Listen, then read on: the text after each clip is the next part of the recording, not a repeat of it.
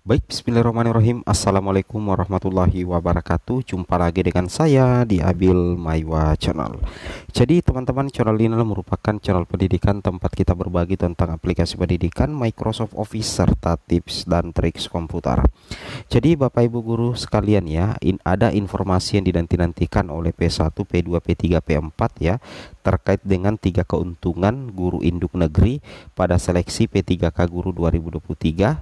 P1, P2, P3, P4 punya hak yang sama sebenarnya ya, punya hak yang sama yaitu lulus.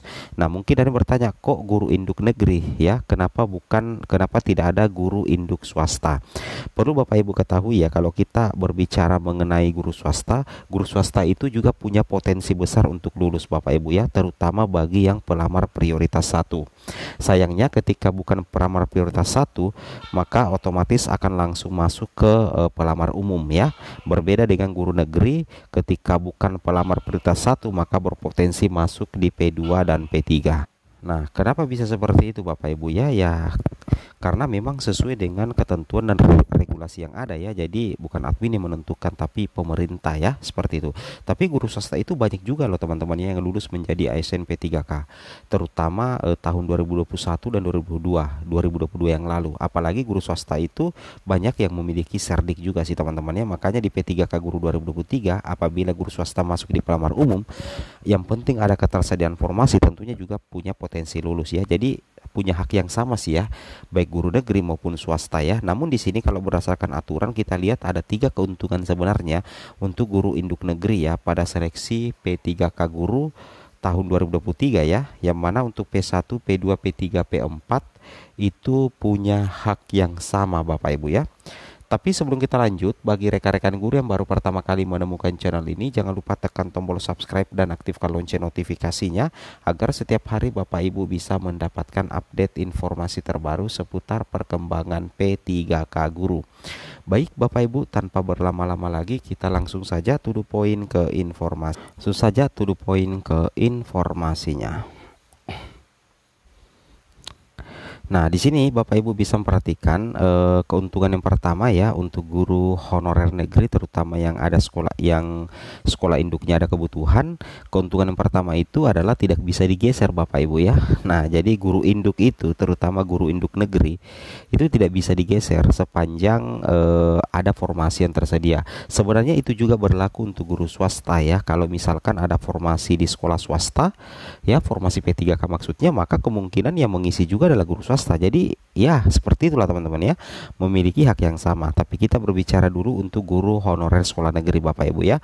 Contoh misalkan ya, meskipun nantinya Bapak Ibu kalah prioritas ya, tapi sepanjang Bapak Ibu guru induk, terutama anggaplah kita ambil P1 ya. P1 ini di sekolah induknya ada satu formasi, sedangkan di sini ada THK2, THK2 P1 tidak ada formasi di sekolah induknya. THK2 itu tidak bisa menggeser P1 guru negeri.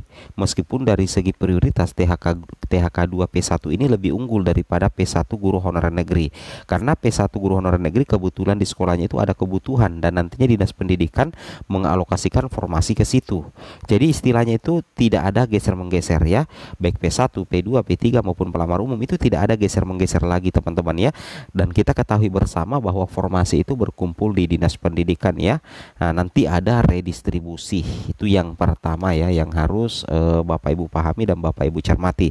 Jadi guru honorer induk ya, guru honorer induk negeri baik itu P1, P2, P3 ya, itu tidak bisa digeser ya Bapak Ibu ya di seleksi P3K Guru tahun 2023. Oke, lanjut lagi. Kemudian yang kedua keuntungannya di sini contohnya teman-teman ya. Nah, ini contohnya. Ini kita lihat ya. Kalau kita lihat di sini sebenarnya ya, ini ada THK2 P1, kemudian di sini ada guru honorer negeri P1. Kalau dari segi tahapan pengisian formasi yang harusnya mengisi penempatan terlebih dahulu itu kan THK2 P1, baru guru honorer negeri, baru lulusan PPG, baru swasta. Tapi di sini kita lihat karena di sekolah A itu adalah sekolah induknya guru P1 guru honorer negeri, ternyata ada kebutuhan, maka dia langsung mengisi formasi di sini di sekolah A tanpa bisa digeser oleh guru manapun juga. Nah, sedangkan yang THK 2 karena di sekolahnya kelebihan guru, maka dia tidak bisa menggeser guru honorer negeri yang ada di sekolah A karena dia juga P1 Bapak Ibu. Makanya pemerintah mencari, jika sekolah induknya itu sudah kelebihan guru, maka dicarikan tempat yang sekolahnya masih butuh. Maka dibawalah ke sekolah C yang kebetulan ada kebutuhan di situ. Jadi THK 2 P1 tidak bisa menggeser guru induk negeri di sekolah A yang berstatus juga sebagai P1 Bapak Ibu ya. Logikanya seperti itu ya. Jadi intinya tidak ada geser-menggeser sih sebenarnya ya. Itu memang sudah berupaya ya dilakukan oleh Kemdikbudristek seperti itu ya. Oke, kemudian kita lanjut. Nah, kita lanjut lagi Bapak Ibu. Nah, yang kedua adalah di sini kita lihat ya, menang ya. Jadi menang walau kalah perengkingan urutan prioritas. Ini berlaku untuk guru honorer negeri ya. Itu berlaku untuk guru honorer negeri Bapak Ibu ya.